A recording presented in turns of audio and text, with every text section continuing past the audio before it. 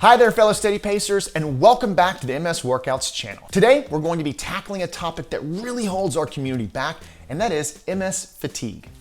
In this video, I'm going to share with you 3 things that might be causing you to be fatigued, and then I'm going to show you a few exercises to help you get more energy. Number 1, you may be exercising too often with not enough intensity. You heard that right, okay? While living with MS, we want to do everything possible to prevent the disease from progressing, and our team understands that. But doing these light, what some people would call exercises or physical activity every single day depletes your body of its energy reserves without actually sending enough of a stimulus to the body to really prompt results and change, okay?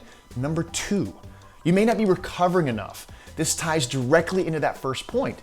But if you exercise every single day, you're not giving your body enough time to develop those results. And that simply is a recipe for fatigue disaster. Number 3, you're probably not getting enough protein. That's right. I know you hear it over and over, but protein is essential. So at this point, I'm going to go ahead and guide you through a few steady pace exercises that you should only perform 1 to 3 times per week at a very high intensity, and listen to your body. Give yourself a good 40 hours of active rest recovery, consume the right adequate enough protein, and I guarantee that your energy levels will improve and you will see a difference.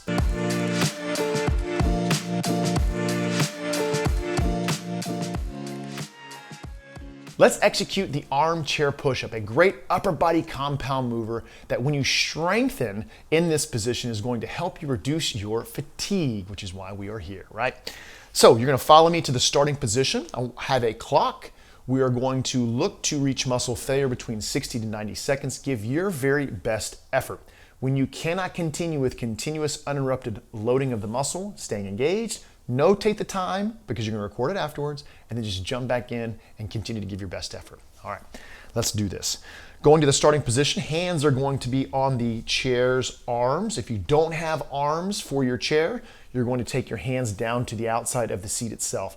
But I do recommend you finding a chair with arms because it's going to make it a little bit easier for you to execute. Starting position, follow me all the way up, pressing through heels of the hands, shoulders are dropped, slight bend in the elbows, clock is on. We're executing the isometric set. You have a slight bend in the elbows. Notice my shoulders are depressed, they're down, right? My shoulders are not shrugged into my ears. Shoulders are down the entire time. Keeping a slight bend in the elbows, but making sure the elbows are over the heel of the hand. You should be pushing to the heel of the hand. That allows the radius and ulna, the bones in the arm, to line up over that wrist, elbow over the top, and it makes it safer on your wrists. If you feel any discomfort into your wrists, you should adjust. You should not feel discomfort in your wrist. You can always add cushion underneath your hands if you need to as well. This is targeting the tricep, the back of the arm, the anterior deltoid, the front of the shoulder, and the pectoralis major minor, a little bit of your abdominals indirectly. Notice my rear end is not on the chair. It is up off of the chair. When I can no longer hold myself in this position, I'm going to notate the time, jump back in, continue to give my best effort. Remember, muscle failure is the goal. That's simply when you can no longer continue.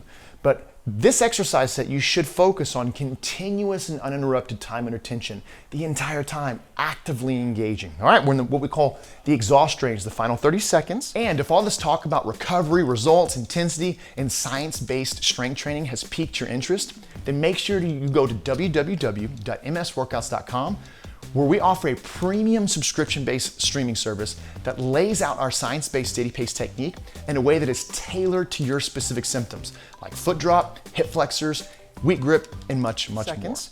We're getting ready to pass that 113 mark. You feel a deep burn, shake is natural. If you've reached muscle failure already, congratulations. If not, continue with your best effort. Think about trying to adduct the hands, squeeze handles towards the body. That allows you to engage at a higher level. No more than 5 seconds. 4 to reach failure. 3, 2, and completed. I completed the set. Recording your results, an essential aspect of the exercise process. You're going to write the exercise in the column that we have exercise, the time that you reached muscle failure successfully. When you could no longer continue with proper form and had to relax the muscle, that's the time you notate, you write here. If you completed the exercise, I did in that exercise, you're going to write 130 here. Under band color, that's the resistance that you used. You're gonna write BW for body weight. If you used a band, you would appropriately use that weight or that resistance in that area.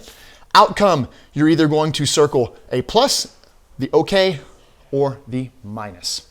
If you reached muscle failure successfully, way to go, circle okay. It means next time you use the same resistance. If you completed the exercise, not a bad thing because you're getting stronger, but you need to make sure you're reaching muscle failure. You want the intensity high. Don't leave anything to chance in this process. If you completed, circle the plus because it's time to increase the difficulty next time. Let's execute a metabolic isometric body weight squat at 90 degrees. This exercise, big compound lower body movement that's going to help decrease fatigue and also increase your mobility, right? 2 wins here. We're setting the clock. We want to reach muscle failure between 60 to 90 seconds.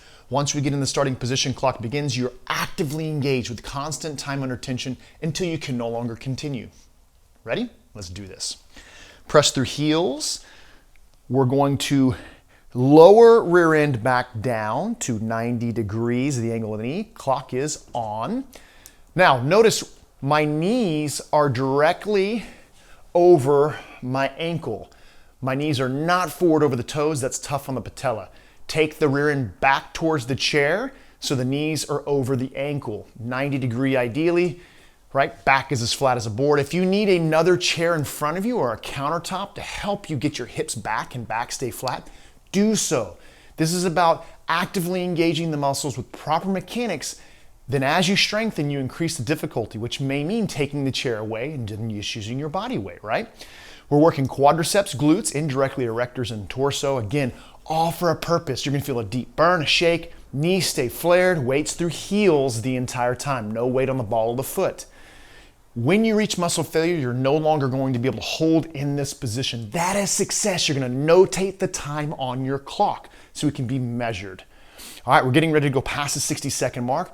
Heart rate's rolling. The deep burn is literally your body utilizing glucose or sugar to produce the work, which helps with metabolic health as well. A side note. We're in the exhaust range, the final 30 seconds to reach failure. If you haven't successfully reached failure yet, really think about flexing thighs, stay through heels, stay at 90 degrees, keep your back flat, breathe freely. Less than 10 seconds to reach muscle failure.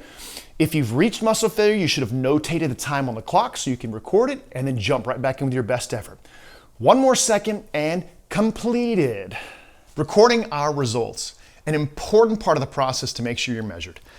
Under the exercise, you're going to write the exercise, body weight squat, metabolic set, right? Isometric.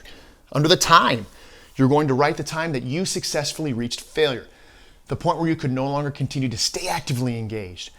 If you completed the exercise, you're going to write 1:30 right there. That indicates that you completed the set. Band color, that's resistance. We used the body weight here. You may have been around the community for a while and you used a resistance band. If you did, use that color. Outcome, you're gonna circle either the plus, the okay, or the minus. If you reached muscle failure successfully during that exercise set, you're going to write okay. There's no need to increase the difficulty. You did it, it's adequate for the time being. If you completed the exercise, as I did, reached the 1:30 or the 90-second mark, circle the plus because that indicates next time you have earned the right to increase the difficulty to continue to get results. Our YouTube channel is a great place to start gaining strength, but if you want to get serious about reducing your symptoms and getting results, then you need to be on a weekly structured strength training program with other individuals just like you. And that's exactly what we offer at MS Workouts through our membership. Click the link in the video or below the video to learn how our membership can help you achieve your goals. And while you're on the website, make sure you sign up for the no-cost 7-day strength camp so you can experience how we can help you do the things that you love to do with more confidence. See you all next week.